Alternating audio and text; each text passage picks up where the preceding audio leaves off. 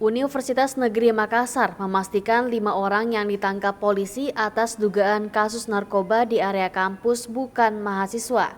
Wakil Rektor 3 Bidang Kemahasiswaan UNM Profesor Andi Muhammad Idkan melakukan klarifikasi terhadap 5 orang yang diamankan pihak kepolisian terkait kasus narkoba tersebut.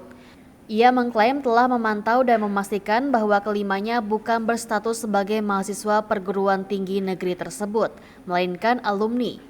Pihak Rektorat UNM kata dia juga masih menunggu informasi dari kepolisian atas pengembangan kasus narkoba itu. Usai ditemukannya brankas kecil yang ditanam di dalam satu ruangan sekretariat mahasiswa di Fakultas Bahasa dan Sastra UNM Parang Tambung. Ia menegaskan pihaknya akan memecat atau drop out mahasiswa yang terbukti terlibat dalam kasus narkotika.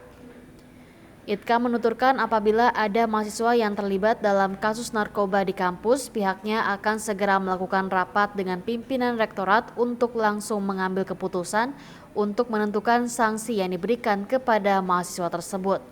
Sementara itu, ia mengatakan bahwa pihak Rektorat UNM akan segera melakukan penyelidikan terhadap oknum yang membawa barang diduga narkotika di lingkungan kampus tersebut hingga membuat nama baik universitas itu menjadi tercemar. Ia berharap hasil penyelidikan dari internal kampus itu akan bisa diketahui siapa saja yang menjadi bagian dari mereka dan merusak masa depan mahasiswa.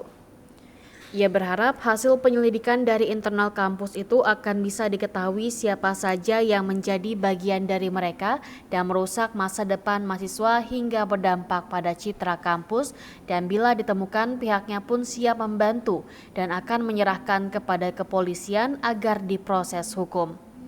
Kepala Bidang Hubungan Masyarakat Kepolisian Daerah Sulsel Kombes Iko Mangsuartana menjelaskan bahwa ada 5 orang yang telah diamankan petugas atas pengembangan kasus narkotika di Bandara Internasional Sultan Hasanuddin. Bahwa terdapat semacam bunker di dalam kampus. Setelah saya melihat di lokasi, ternyata yang dimaksud bunker itu adalah tidak benar. Jadi yang benar itu adalah brankas kecil, brankas yang berada di bawah lantai. Ya, jadi itu anunya. Jadi sebenarnya juga kami keberatan kalau dikatakan bunker ya. Ya, karena pengertian bunker itu adalah bisa sebesar apa.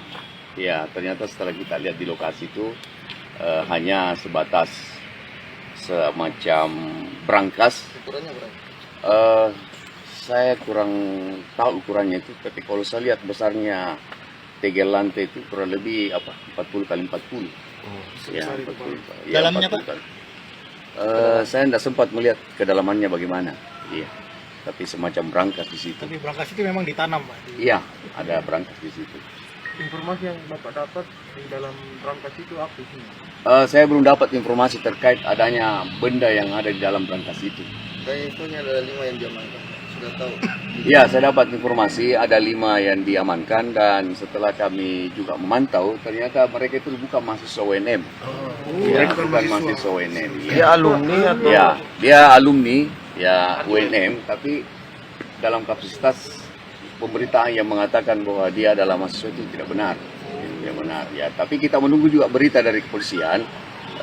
Kira-kira kalau dia mengaku pengembangan misalkan, ya, kita tidak menutup kemungkinan apakah memang ada mahasiswa yang terlibat ya. Tapi intinya bahwa jika ada mahasiswa UNM yang terlibat, maka pihak pimpinan akan mengambil ketegasan, yaitu dengan melakukan pemecatan.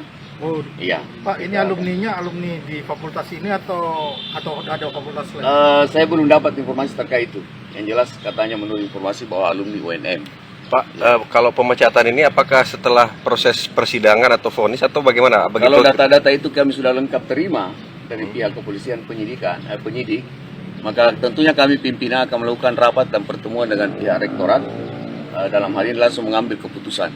Tapi kan masih asas praduga tak bersalah, Pak. Ya, itu yang perlu juga kita junjung tinggi, asas praduga tak bersalahnya itu.